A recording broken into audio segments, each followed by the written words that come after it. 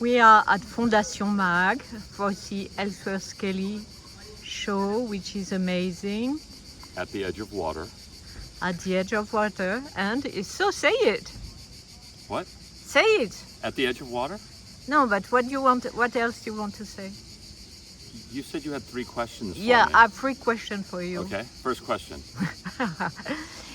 Why was Ellsworth Kelly so much attached to reality as the base of work for his abstraction?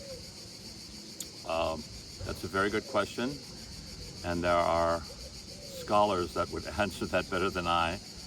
But when Ellsworth came to, he was, a little history. He was in World War II in the Ghost Army.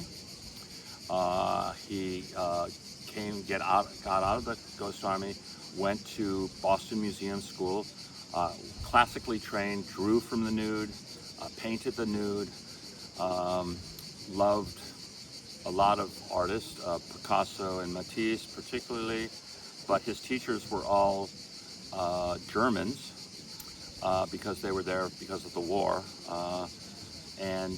So he was taught by a number of German teachers. He basically says one of his teachers showed him how to see, how to draw, how to make a drawing of what you're seeing, and how there are certain tricks to drawing that you can do. And he said his art teacher at Boston School, and I'm forgetting his name at the moment, because I didn't think I was going to be asking this question or be even talking about this. Anyway. No, I'm getting there. So he got the GI Bill. After school, he came to Paris between 1948 and 54.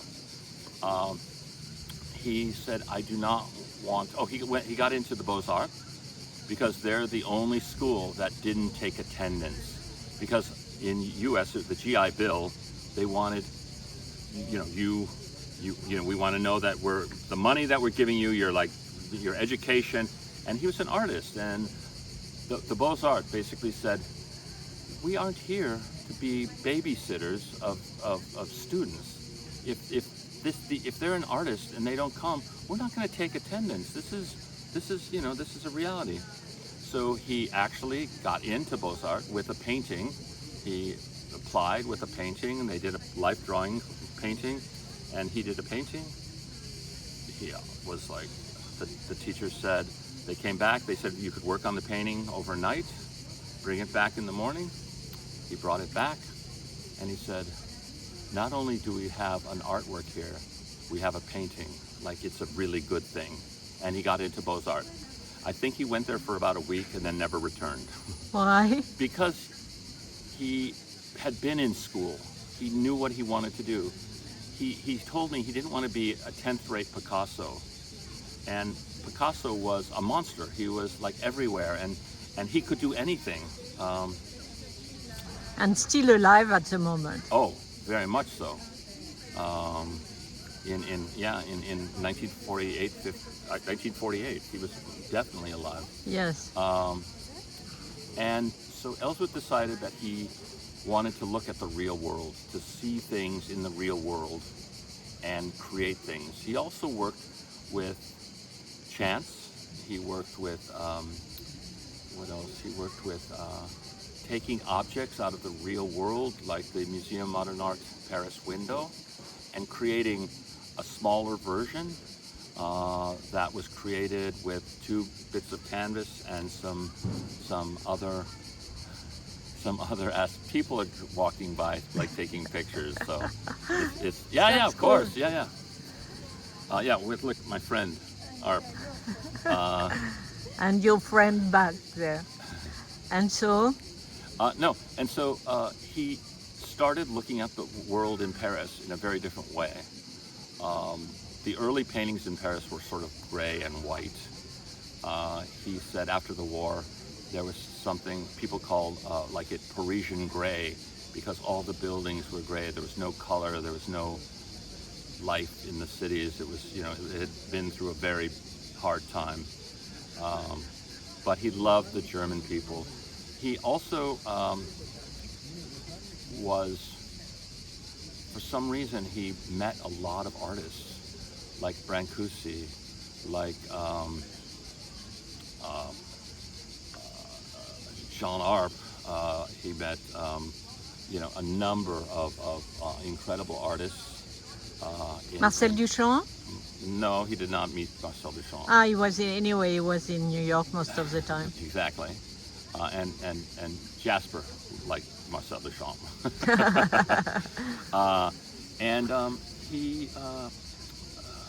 Van Tungaloo, I mean, I could go on and on. There's a number of artists that I was attracted to.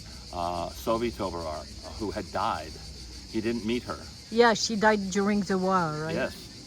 But he was very much involved with her life and knew the work very well. Wow. And especially the collages arranged by chance that Arp and Sophie Tober also did.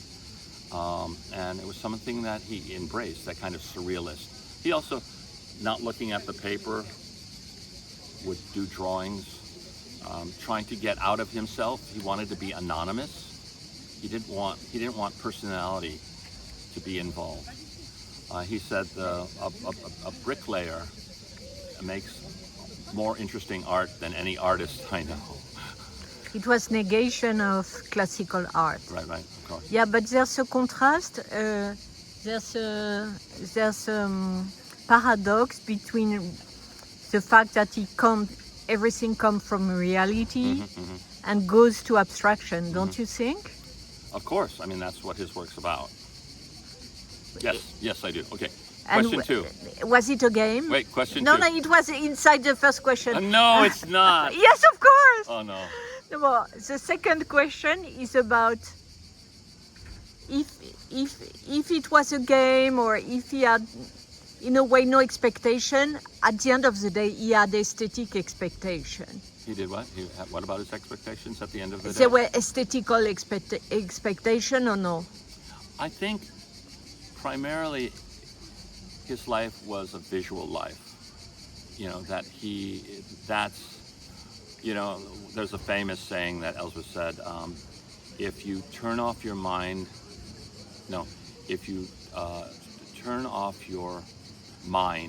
and look only with your eyes, you don't try to intellectualize what you're looking at, everything becomes abstract. That's the key. Yes.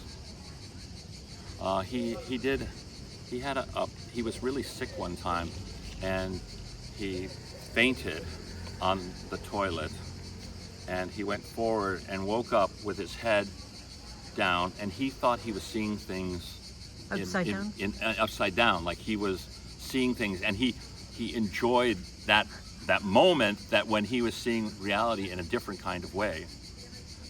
He did do a painting called La Toilette, so I don't know if it was. But when he was choosing some colors, yes. Do you think he was driven by some kind of aesthetical choice, or not at all? Ellsworth was in a gallery that was showing his work, a very important gallery in New York, and Albers happened to be there at the same time, doing a little bit of business with the owner, and he left, and Ellsworth went down, and he had shown a painting, a spectrum painting, and Ellsworth approached Albers down in the street of New York, and Ellsworth went up to him and said, "That's my show that you saw, or we're up and seeing my show, or I hope you saw my show," and said, "What did you think of my spectrum?" And Albers said, "What color theory did you use?" And Ellsworth said, "I didn't use a color theory. It was intuitive. It was about how I saw the color." And Albers looks at him and says, "It looks like it," and walks away. Wow. Yeah. But it's interesting because Albers was also using the roof, the aesthetic of the roof in Mexico, right? So it's the same kind of principle. Right. Bon. But you know, artists tell lies all the time. All artists do. They don't want to necessarily let you know where what they have, their inspirations. But Ellsworth, yes. Yeah, he was pretty honest. He wanted to be transparent. Right. And the third question is about water. Okay. His relation to water, because it's a subject here. Mm-hmm. Do you want to tell something? Do you want to tell the story of the last bus or something else? No, I think I'll tell you the story of his love of Paris, love of the French people. I think when he was painting for the rest of his life, he went back to that time, the happiest time of his life. He was poor. He only sold one painting, and it was to from Mag, you mean? No. It was before Mog. Although he did have. I'm forgetting when his first show is, which you can find out. And I did have a Mog cheating paper, but I left it, of course, in my pack, my satchel. I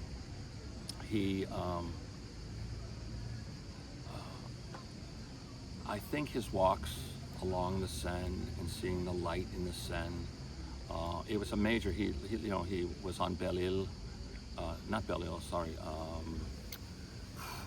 I'm getting. I didn't have a lot to drink for. I'm not drunk. Okay, I'm just letting you guys know. I'm just. No, we are under the sun for a while now. Yeah, we've been under the sun. We are suffering.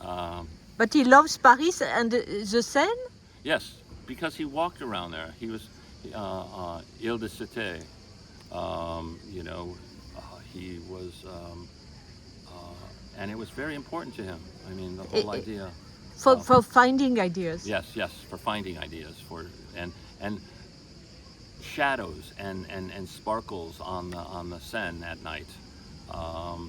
Trees in the day showing their shadows in the water.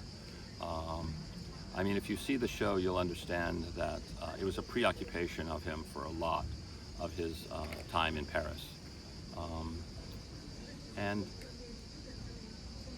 it travels forward. I mean, he never lived by the water. I think it's a little bit like what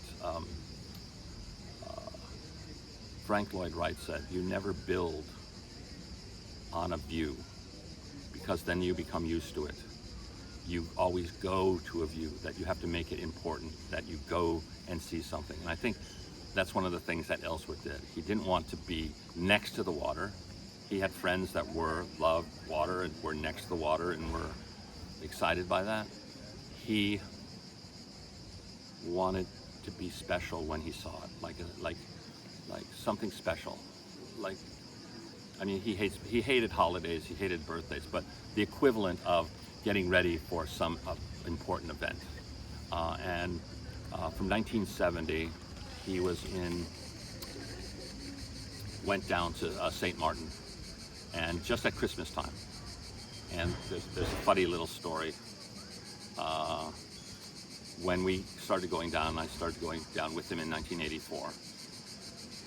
He would bring a lot of paper with him. And the day we left, he got up really early and went out and started drawing plants, because he said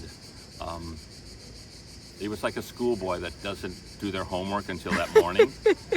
But he had all this paper, and he said he started drawing plants, and he said, "Oh, I have to do this because I have to pay for our vacation." We were only there for a week. I don't know why. And so it was about the lines, in fact. Yeah. Merci, monsieur. Merci beaucoup.